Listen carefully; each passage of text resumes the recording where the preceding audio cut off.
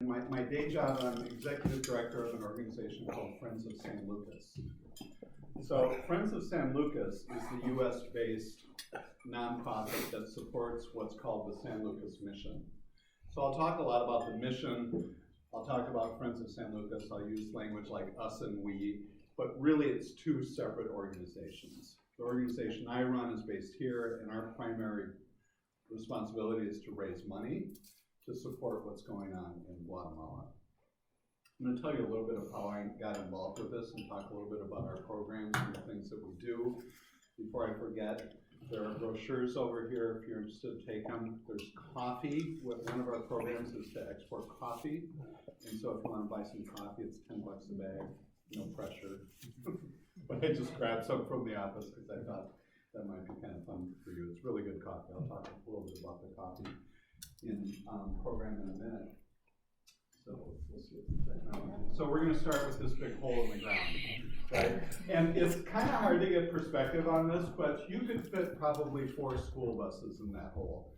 It's really, really big, right? So if I was standing there, I'm about this tall. And so I just want you to imagine me standing at the edge of that hole, feeling very much full of despair. And I'll come back to that. Was that a sinkhole? No, it's not a sinkhole. It's a hole that I was responsible for having dug. Yeah. Your fault, huh? Yeah, I know it was my fault, which is why I was so despairing. So we work in Guatemala. Guatemala is first country south of Mexico, so it's the northernmost country in Central America because Mexico is in fact in North America. It's really just straight south of us. If you travel to Guatemala, you don't change time zones, get there in a day. And we work in this area down here, which is called the Western Highlands. And we work in a town called San Lucas Tolaman. Tell you a little bit about Guatemala and San Lucas when we start.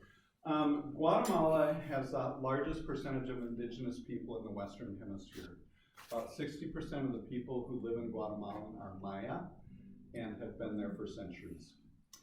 24 different languages are spoken in the Maya culture. They are sometimes mutually intelligible, but they are distinct languages.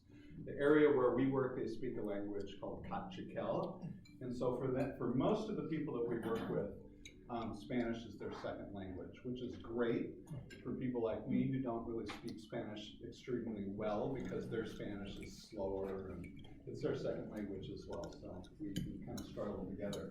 The town that we work in is called San Lucas Tolaman, has about 20,000 people in it. We work in that town and we work in the surrounding area, which has a total population of about 40,000. There are about 16 communities that are spread out next to San Lucas Tolaman. San Lucas Tolaman is located on Lake Adatlan. And Lake Adatlan is historically, it's been called one of the most beautiful lakes in the world, and it's true. It's a lake that's average depth of 900 feet. It's a collapsed caldera of a volcano. It's surrounded by 3 other volcanoes. How many of you have read The Little Prince? I have. Oh, please, people. Well, you should go home and read it if you haven't. So The Little Prince, he talks about a lake with 3 volcanoes and a sleeping elephant. The sleeping elephant is a hill called Cerro de Oro, and he wrote that book on this lake. So it's one of the little fun facts about Lake Adatlan. Local employment in the area is often construction, field work, coffee. People are teachers or they do domestic work, but unemployment is extremely high. It's probably in the 50 to 60% range. So there's not a lot of work. Is really the way it happens there. The mission, forgive me a second, because here we go. Mission started in 1963 when a Catholic priest from the New Ulm diocese was kind of tricked by his bishop to go to Guatemala to serve. There was a big push in the Catholic Church to get priests into Central and South America. And so Father Greg, who was a perfectly happy high school teacher, said, fine, I'll go for 2 years and then I'm coming back to do what I love to do. Well, he stayed for 50. Wow. Nice. And did his entire ministry there and died in 2012. He did remarkable work and was a remarkable man. And you know, he went there to be a parish priest, soon realized that there was going to be a lot more to it than that. And so as he was serving the parish, he developed a lot of programming that we continue to this day. Programming in a bunch of different areas that I'll talk about. He was very much influenced by liberation theology, which was developing in the 60s, coming out of Latin America. The idea that you had what was called a preferential option for the poor, that is, the church, if it did need to take sides, should be on the side of the poor. And that movement really spread throughout South and Central America and really influenced how a lot of the priests worked with their parishioners. Led to a fair amount of conflict. A lot of priests were killed, murdered, bishops were murdered because of the perception that they were political activists. And Father Greg's life was threatened many, many times. During this period, from 1960 until 1996, Guatemala was involved in a civil war.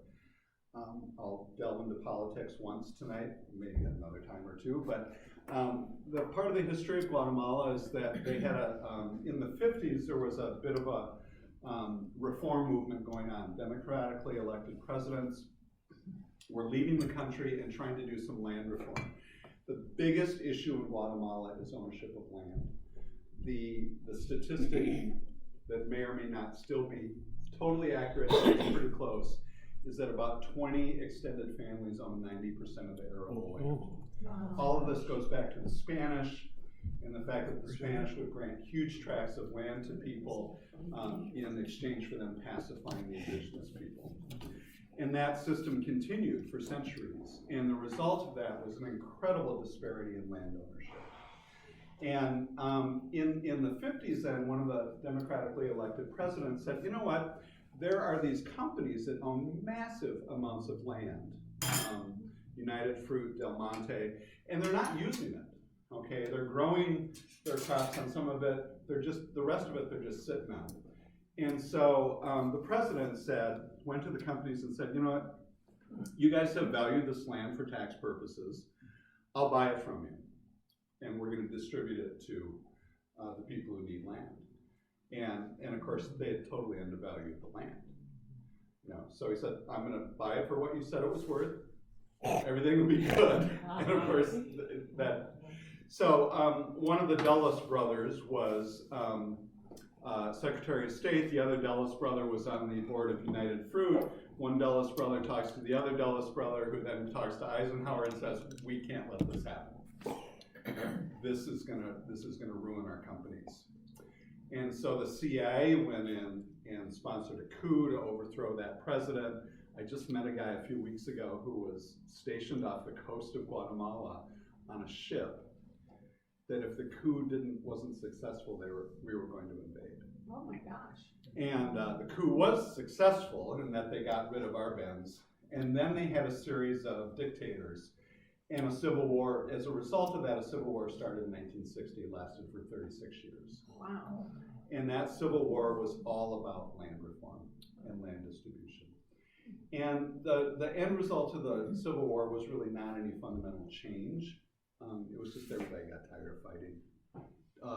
200 or more thousand indigenous people were murdered in the Civil War. It was a brutal, I mean, they're just absolutely blood-curdling stories that came out of that. Thankfully, it ended, and there have been a number of peaceful transitions of power since then, but the system really never changed. The same kinds of issues are faced today. Friends of San Lucas, based here, as I said, nonprofit. We have 3 full-time and 2 part-time employees.